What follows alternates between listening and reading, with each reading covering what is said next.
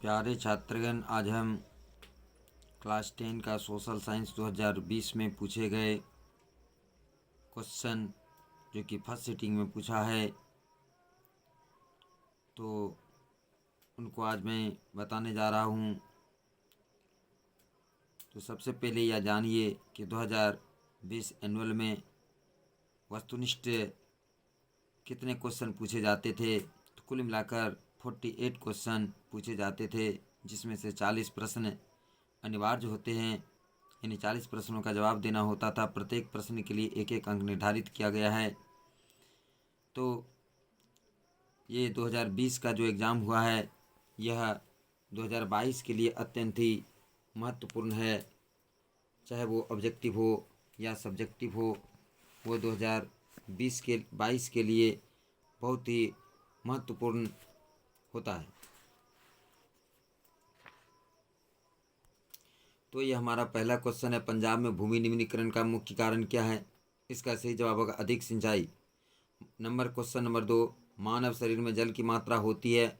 सही जवाब होगा 60%। निम्न जीवों में कौन केवल भारत में पाया जाता है? सही जवाब होगा मगरमच्छ। सीमेंट उद्योग नंबर 4, सीमेंट उद्योग का प्रमुख कच्चा माल क्या है? तो सही जवाब होगा चूना पत्थर। नंबर 5 है, संघ राज्य की विशेषता नहीं है? तो सही जवाब है इकहरी शासन व्यवस्था। संघ सरकार का उदाहरण है? तो सही जवाब होगा अमेरिका। नंबर 7 है, बिहार में संपूर्ण क्रांति का नेतृत्व निम्नलिखित में से किसने किया था? सही जवाब है जयप्रकाश नारायण।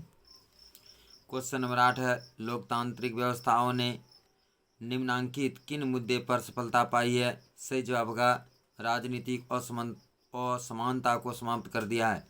नंबर 9 है, भूस्खलन क्या है? तो इसका सही जवाब होगा प्राकृतिक आपदा। महासागर तल के कंपन का परिणाम है? तो इसका सही जवाब होगा सुनामी। पृथ्वी के सतह पर सर्वप्रथम पहुंचने वाले भूकंप तरंग है? तो सही जवाब होगा पी तरंग। सुनामी का संबंध है? सही जवाब होगा समुद्र से। सुदूर संवेदी उपग्रह रिमोट सेंसिंग उपग्रह का उपयोग किस लिए होता है? सही जवाब होगा मौसम विज्ञान के लिए। निम्नलिखित में कौन भूकंप का सर्वाधिक संवेदनशील नगर है? सही जवाब होगा देहरादून। निम्नलिखित में से किसे पिछड़ा राज्य कहा जाता है? सही जवाब होगा बिहार। क्वेश्चन नंबर 16, भारत में वित्तीय वर्ष कौन कहा जाता है? इसका सही जवाब होगा 1 अप्रैल से 31 मार्च तक। क्वेश्चन नंबर 17, काउंट काबूर को विक्टर एनिमल ने किस पद पर नियुक्त किया? इसका सही जवाब होगा प्रधानमंत्री। क्वेश्चन नंबर 18, रक्त एवं लौह नीति का अवलंबन किसने किया था? सही जवाब होगा बिस्मार्क। साम्यवाद शासन का पहला प्रयोग कहाँ हुआ था? सही जवाब होगा रूस। बोल्शेविक क्रांति कब हुई थी? सही जवाब होगा नवंबर 1917। 21 नंबर क्वेश्चन, दीर्घकालीन ऋण प्रदान करने वाली संस्था कौन सी है? सही जवाब होगा भूमि विकास बैंक। 22 नंबर, आर्थिक विकास का तीसरा क्षेत्र क्या है? तो सही जवाब होगा सेवा क्षेत्र। क्वेश्चन नंबर 23, नई आर्थिक नीति में किसे सम्मिलित किया गया है? तो सही जवाब होगा उदारीकरण, निजीकरण, वैश्वीकरण, इनमें सभी। तो उत्तर होगा इनमें सभी। उपभोक्ता द्वारा शिकायत करने के लिए आवेदन शुल्क कितना लगता है? उपभोक्ता द्वारा शिकायत करने के लिए आवेदन शुल्क कितना लगता है? इसका सही जवाब होगा 10 रुपये। हिंद चीन पहुंचने वाले प्रथम व्यापारी कौन थे? सही जवाब होगा पुर्तगाली।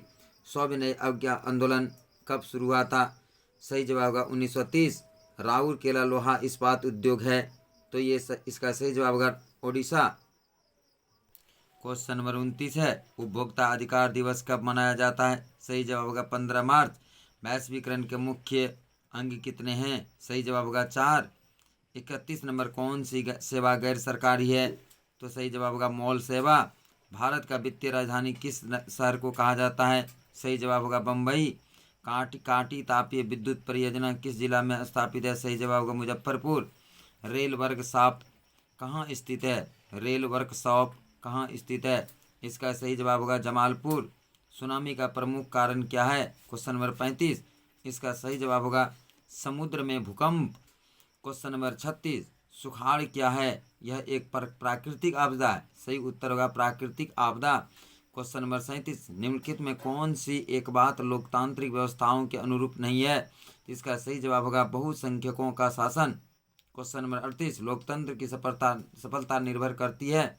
सही जवाब होगा नागरिकों की विवेकपूर्ण सहभागिता पर क्षेत्रवाद की भावना का एक कुपरिणाम है। सही जवाब होगा अलगाववाद।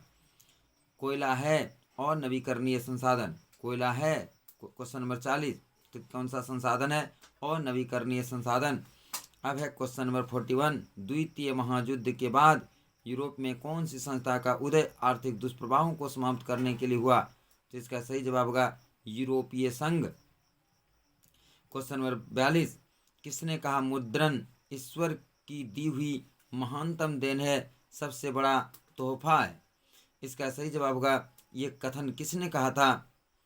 किसने ये कहा था? तो इसका सही जवाब होगा Martin Luther. Question number 43, Bharat में मतदान होने की न्यूनतम आयु क्या है? क्वेश्चन नंबर इसका सही जवाब होगा 18 वर्ष। भारत में किस प्रकार की शासन प्रणाली है? तो इसका सही जवाब होगा संघीय और संसदीय। भारत में कोयले का सर्वप्रथम उत्पादक राज्य है? तो सही जवाब होगा छत्तीसगढ़। भारत का प्रथम लौह इस्पात उत्पादक उद्योग है? तो सही जवाब होगा टाटा स्टील। टाटा लौह और इस्पात कंपनी टिस्को।